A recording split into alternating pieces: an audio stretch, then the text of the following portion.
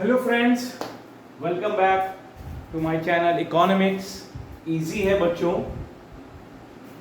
Now मैं आपको second chapter के सेकेंड टॉपिक के ऊपर चल रहा हूं लेके, जिसका नाम है नॉर्मल रेसिडेंट। क्या नाम है बच्चों?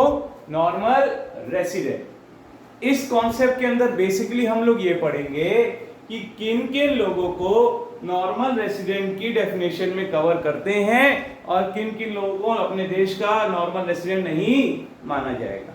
सो starting with the definition, it refers to an individual. याद रखना, इसमें या तो कोई एक इंडिविजुअल होता है और an institution who ordinary reside in a country, जो उसी कंट्री में रह रहा हो। सबसे इंपॉर्टेंट चीज, फॉर मोर देन 1 ईयर, 1 साल या उससे ज्यादा रह रहा हो। और दूसरी चीज, centre of economic interest also lies in that country, और उसी कंट्री में उसका सेंटर ऑफ इकोनॉमिक इंटरेस्ट भी हो ना। अबे sir, centre of economic interest का क्या मतलब है? बेटा, सेंटर ऑफ इकोनॉमिक इंटरेस्ट का मतलब होता है वहीं कमा रहा है और वहीं खर्चा कर रहा है। ऐसा नहीं कि कमा वहां रहा है और खर्चा करने अपने देश जा रहा है, ऐसा नहीं। जहां कमा रहा है वहीं खर्च कर रहा है, उसको कहते हैं सेंटर ऑफ इकोनॉमिक इंटरेस्ट। यानी कोई इंसान या कोई संस्था अगर हमारे देश में 1 साल से ज्यादा रह रही है तो वो, और उसका सेंटर ऑफ इकोनॉमिक इंटरेस्ट भी हमारे देश में है, तो वो यहाँ का जहां वो रह रहा है वो क्या माना जाएगा बेटा? Normal resident. Moving to the next topic, कि किन किन लोगों को नॉर्मल रेसिडेंट के अंदर इंक्लूड नहीं करते हैं।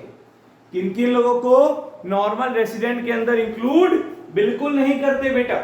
उसमें सबसे पहला नाम है foreign tourist and visitors. Foreign tourist and visitors, sir ये कौन होते हैं बेटा? जैसे अभी अपना आईपीएल मई में खत्म हुआ है, खिलाड़ी आए थे, खेले, 3 से 4 महीना मैच खेले और उसके बाद वो चले गए, तो वो हमारे यहाँ के नॉर्मल रेसिडेंट कभी नहीं माने जाएंगे।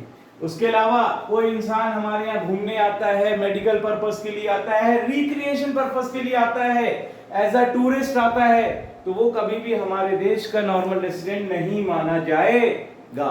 बिकॉज वो 4 महीना 6 महीने के लिए आया था, उसके बाद वापस चला जाएगा। तब तक नहीं माना जाएगा जब तक ये 2 कंडीशन वहां फुलफिल ना हो जाए। Next, foreign staff of embassies. Very important point बेटा। जितना भी फॉरेन स्टाफ है एम्बेसीज का, ऑफिशियल है, डिप्लोमेट्स, मेंबर्स हैं या आर्म फोर्सेस है फॉरेन कंट्री के, हमारी कंट्री में लोकेटेड है, गिवन कंट्री में लोकेटेड है, तो वो कभी भी हमारे यहाँ के नॉर्मल रेसिडेंट नहीं माने जाएंगे किसी भी सर्कमस्टेंसेस में। अगर फॉरेन एम्बेसीज का स्टाफ है, ठीक है, फॉरेन एम्बेसी के ऑफिशियल डिप्लोमेट्स हैं या आर्म फोर्सेस जो फॉरेन के हमारे यहाँ हैं उनकी मेंबर्स हैं, तो वो कभी भी यहाँ के नॉर्मल रेसिडेंट नहीं माने जाएंगे बेटा।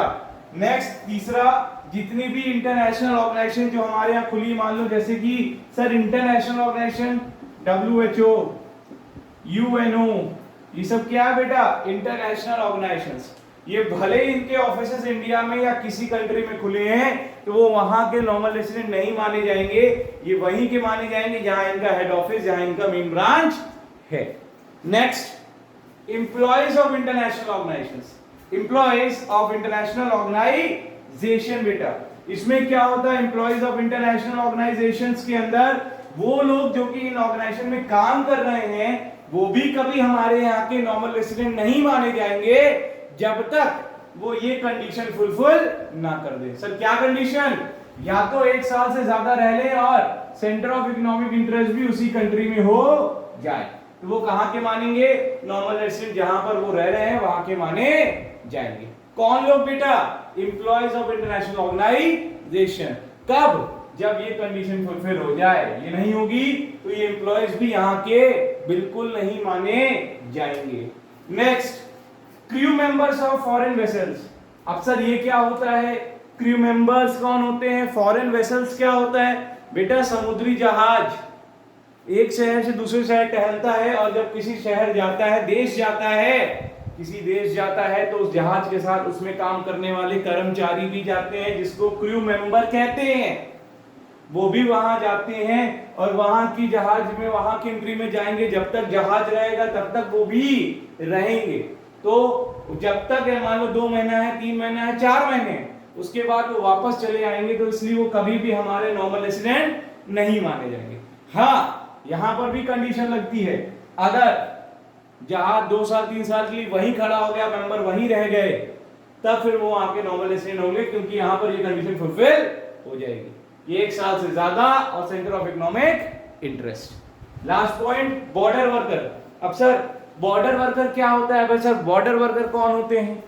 बॉर्डर वर्कर वो लोग होते हैं जो बॉर्डर्स के किनारे रहते हैं, ठीक है?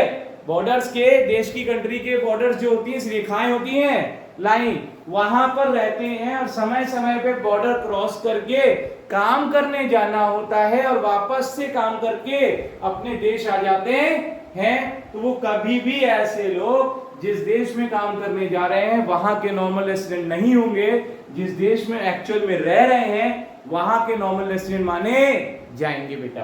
तो ये हमारा था नॉर्मल रेसिडेंट का पूरा कॉन्सेप्ट बच्चों। अब इसके बाद बात करते हैं सिटीजनशिप के कॉन्सेप्ट की। सो बच्चों देखिए, हमारा दूसरा कॉन्सेप्ट है सिटीजनशिप। कौन सा कॉन्सेप्ट है बेटा? सिटीजनशिप।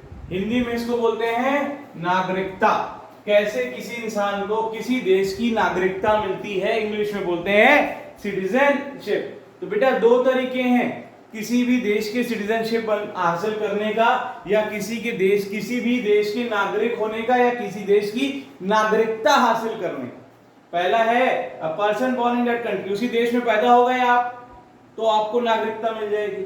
नहीं पैदा हुए, दूसरा तरीका लीगल प्रोविजन। आप किसी तरह से वहां के कोर्ट में, वहां के कानून में यह साबित कर दो कि आप वहीं के रहने वाले थे, या आपके रिलेटिव दादा परदादा वहां के रहने वाले थे, या किसी भी तरह से आप वहां के कोर्ट में कुछ ऐसे प्रूफ दे दो कि आपको वहां की नागरिकता मिल जाए। सो अगर किसी इंसान को किसी देश की नागरिकता हासिल करनी है तो पहला, उस देश में वो पैदा हो गया हो तो मिल जाएगी। दूसरा, कोई लीगल प्रोविजन थ्रू कोर्ट से उसको मिल जाएगी। यहां तक कोई प्रॉब्लम बच्चों? आई थिंक सो नहीं होगी। सिटीजनशिप का भी कॉन्सेप्ट क्लियर हो गया होगा, रेसिडेंटशिप का भी कॉन्सेप्ट क्लियर हो गया होगा। एक क्वेश्चन की बात करते हैं आप लोगों के साथ, जो बोर्ड में कभी कभार रिफ्यूट और डिफेंड में पूछ लिया जाता है। Can a person be a citizen of one country and at the same time resident of another country? क्या एक इंसान एक समय में एक देश का नागरिक और दूसरे देश का रेसिडेंट हो सकता है? यस, बिल्कुल हो सकता है। Yes, a person can be a citizen of one country and at the same time resident of another country.